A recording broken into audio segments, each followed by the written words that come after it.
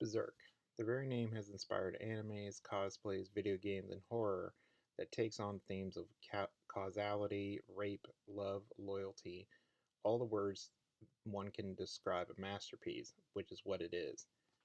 Berserk was created in 1989 by Kentaro Miura, who's written over 40 volumes, 40 currently out in Japan, of manga for the series, and has served as its main inspiration for other manga to be as weird as they want. But weird feels like an understatement. The idea of it ending is hard for me to fathom, which is why the idea of a Berserk spin off story that is coming out next year also helps me feel anxious and cautious. The Flame Dragon Knight, which is co created by Miura and Makoto Fukami, who has also worked on the Berserk anime series, feels weird. Not that I'm not excited, because even I, who had to accept the last two series, as CGI filled as they were, that was not important, but the story shined more in those two seasons. Say what you want about it, but Berserk fans can't be greedy. We are like the people who eat out of a dog bowl of innards and filth, and we beg for more. This is what inspires me. To get technical on the series will be for another video. The idea of more Berserk fills my head like the Marines in Full Metal Jacket who are having sex with Vietnamese prostitutes and they're gunning down all they can just to feel alive. The idea of Grunbelt, who is one of the Hawk of Light, one of Griffith's knights, has his own backstory, is fine with me. Because we are Berserk fans, the more the merrier. Mura sure has enough fans to back him into the next millennium, but what this has to say is more about Mura's willingness to let the series take risks. I think people wanted Mura to end the series at Volume 13 and be done with it, but it was never meant to end, and we like it like that. Berserk fans are the gruel, and we are the substance of fight and merriment that we feel when slashing our enemies in half. Berserk still continues to this day, even when it should have failed.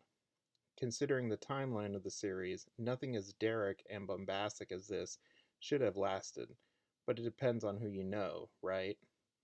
Not in Mura's case. Depending on who you hear it from, the new book may be a good thing or a bad thing.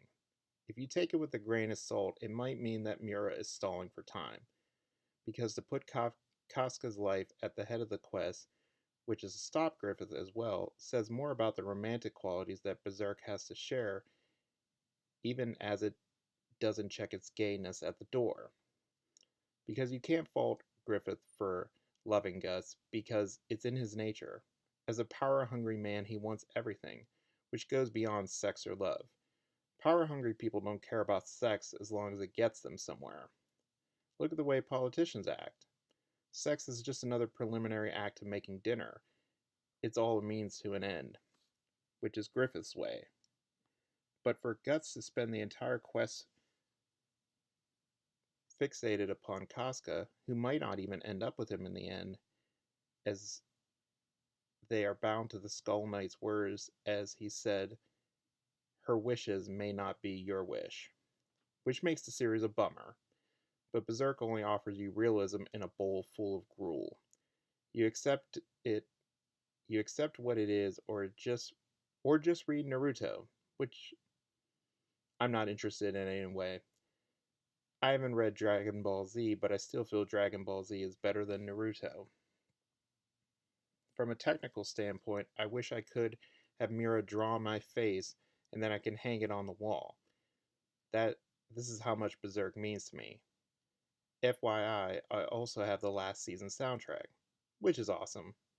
But Berserk reminds me that fate can be cruel, and if you survive the eclipse, you are the branded and you've defied fate. But my prediction for the 41st volume, which will be out in Japan, is that Guts needs to be healed after his fight with the God Hand, control the power of the Berserker armor, and make the fairy creatures decide if they want to follow his path to war.